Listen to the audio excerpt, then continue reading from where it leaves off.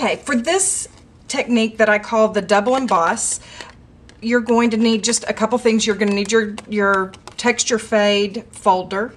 I went ahead and did a light background. I used hydrangea, I believe, on this background with the Glimmer Mist. But for this technique, really and truly, you don't have to do the step of doing the Glimmer Mist if you don't want to. You could use a colored cardstock. It would work just as well. So the first thing you want to do is emboss your paper, and if you've used Glimmer Mist, you want to get it nice and dry so that the embossed image is good and crisp. The next thing you're going to use is some sort of embossing ink. I liked this using the Tim Holtz Distress ink, but really any embossing ink will do. I like it because this one's easy to do the direct to paper technique. Then you're going to need your embossing powder, and I used gold because I wanted this worn, shabby chic look. And you'll see we're not going to get embossing all over the raised image. It's just on parts of it. We're going to hit part of it.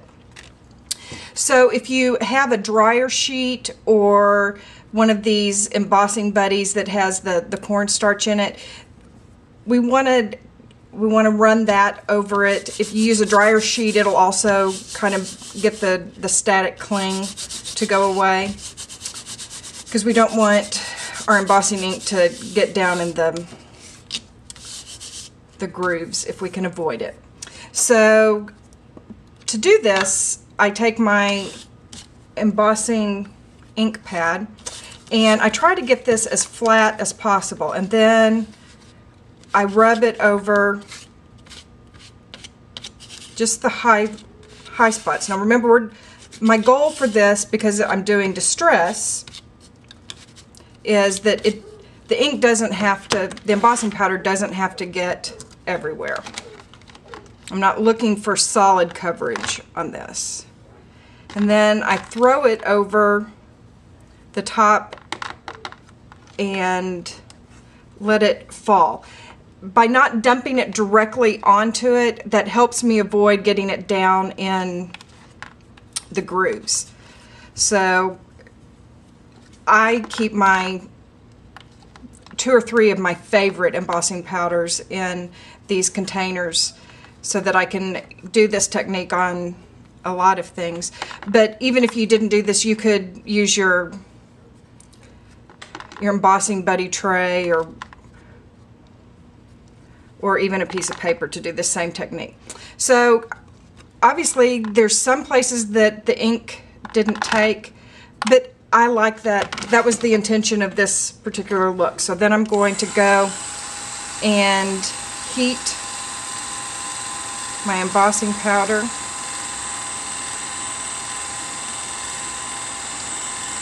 It's just a very pretty technique.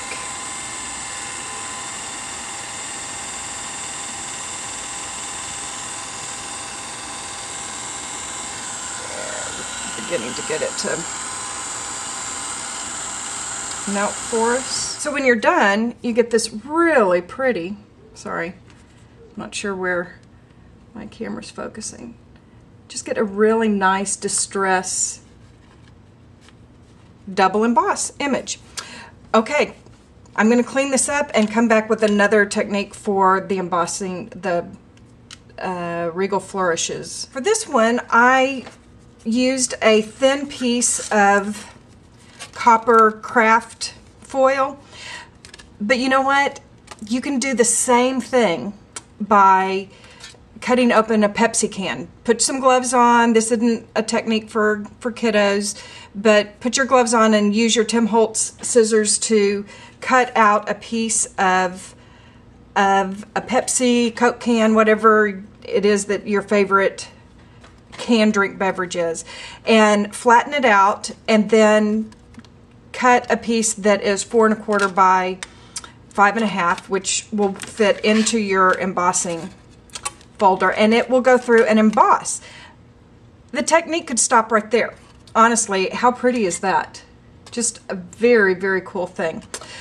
But beyond that, you could go ahead and then use some alcohol inks. If you were, the back side of this was silver, I could have embossed that side of it. This side happened to be copper because I had some in my stash. But if you were using a pop can of some sort, you could color it with your alcohol inks and have a really cool effect on that. But the next thing that I wanted to show you after I embossed this, because these steel rule, the Sizzix dies are made out of steel rule blades, you can cut through this very, very easily. And so go ahead and cut out a die cut shape and put it on a card. But I also wanted to show you that you can use your edge punches with this. And this is an EK Success scallop, the scalloped scallop. See how it has a little scallops on that edge. And this does not hurt your punches. I know that it might seem like it might, but actually it will sharpen them for when you're using paper. The metal on metal actually will help it.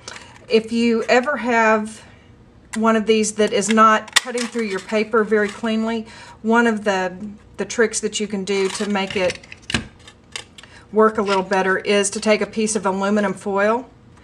Any of your punches actually that you're having a little bit of trouble with, you can do that. So now you have a really fun scalloped punch edge. And so on this card I used my Tim Holtz scissors. I wouldn't suggest using one of your paper trimmers to cut this down. So I just marked a line on the back and used my Tim Holtz scissors to cut my edge. And then with what was left, I cut out a die cut and used it for my card. Very simple, very quick, very elegant technique. But then I started thinking, I wonder if I could color the top of this edge. And you know what? You can. Now I tried it first with a large Sharpie, and I found that the key to working on this is to have a chisel nib.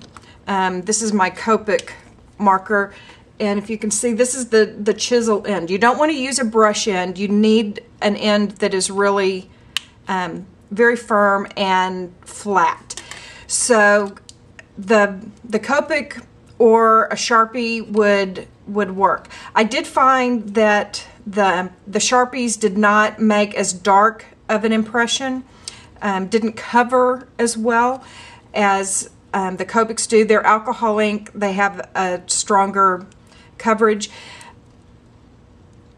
I was going to also tell you though that long before I started coloring images in and actually collected a few colors of Copics, I had a black Copic marker because it will mark on so many things. So I know you can get them at Hobby Lobby. I'll put a link to the place that I found the cheapest online is Oozak, OOZAK.com. So let me show you what I did to create this. I used, as I said, the chisel end of this marker, and you want to get the flat end of it, whether you're using this or a Sharpie. Use the flat end and let the embossed image be the thing that guides your pen. And I know this looks like it would be really hard, but it's not. This is one of those easy peasy techniques that you get a really nice outcome from. So I hope that you will try some of these techniques that we've shown you today, and most importantly, I hope you'll take time to